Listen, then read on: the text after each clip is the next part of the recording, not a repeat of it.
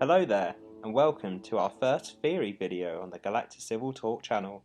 Now, the latest episode of The Mandalorian teased the reveal of a new Jedi to the show.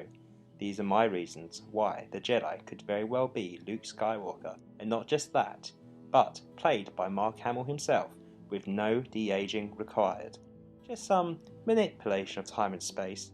This means we are now moving into Clone Wars, Rebels, and movie spoilers, by the way.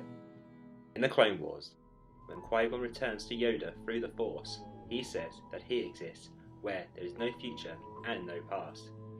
So, one theory could be that Luke's Force ghost can actually manifest at a time before his passing, but the Clone Wars presents other more corporeal options that I will explain. And no, they do not involve the world between worlds, which is pretty overt time travel to me. First of all though, why Luke?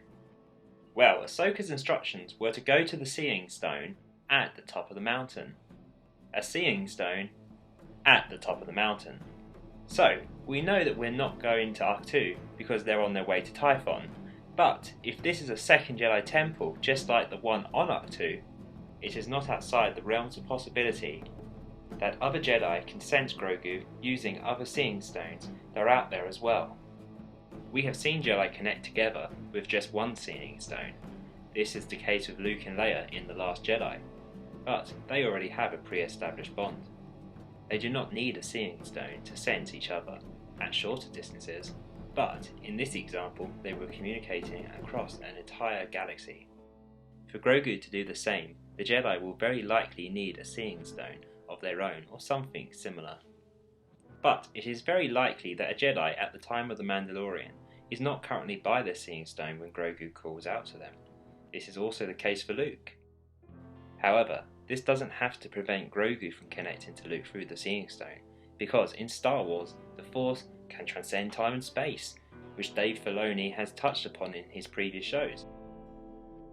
In Clone Wars Season 6, a connection between the Force users, Yoda and Count Dooku is stated to be made through time and space. In this episode, otherworldly beings called Force Priestesses offer Yoda answers about the future. Count Dooku feels Yoda's presence as Yoda walks into a location that is strong with the dark side of the Force. Dooku and Sidious crowd around a cauldron of some kind, a Sith version of a Seeing Stone if you will. Sidious tells Dooku that only the presence of someone significant to you will allow you to sense this ripple through time and space. If Sidious's statements can be believed, and Force-sensitive beings with strong connections can sense each other through time and space, there is every chance that Luke Skywalker, 15 years on, will be able to communicate with Baby Yoda if the Seeing Stones can forge such a connection. This would have many useful ramifications for Grogu, a Force-sensitive being that will not be fully grown for decades or centuries in a world where there are not many Jedi left. If the themes from Ahsoka's episode tell us anything, the main struggle for Grogu will be to keep a sense of stability as he grows into hopefully a wise Jedi Master or Force user over the next 100 years or so. A Luke Skywalker who can communicate to Grogu outside of the confines of time could train Grogu through the Force over a matter of years for him, but decades from Grogu's perspective. Perhaps they can only hear Luke at first, and it is not until they enter the most mysterious part of the temple in a later season that they can see the old master that we know to be the future Luke Skywalker. What a reveal that would be. This could even explain why they do not go searching for the present day Luke, maybe for some kind of timeline purposes. Another possible option is that Grogu does not want to find a Jedi at all, or perhaps his longing to stay with Mando for as long as possible influences how far in the future Grogu reaches out.